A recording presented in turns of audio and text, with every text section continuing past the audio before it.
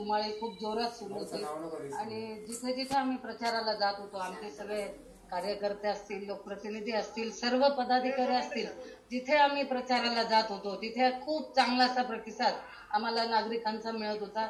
महायुती सरकारचं मी विशेष करून आभार मानेन, कारण त्यांनी लाडकी बहीण योजना जी आणली त्यामुळे आमच्या सगळ्या लाडक्या बहिणी ह्या बाहेर पडून त्यांनी खूप मोठ्या प्रमाणात मतदान केलेलं आहे.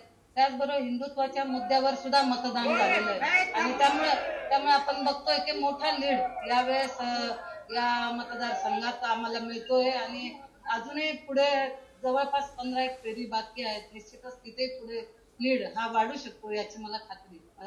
एवढा लीड मिळेल असं अपेक्षित तसं नव्हतं. खूप म्हणजे 30 पर्यंत आम्ही 25 ते 30 या दरम्यान आम्ही अपेक्षित होतो, परंतु आता जवळपास 15-16व्याच फेरीत आता आपण हा लीड गाठलेला आहे, त्याच्याही पुढे गेलेलो आहे.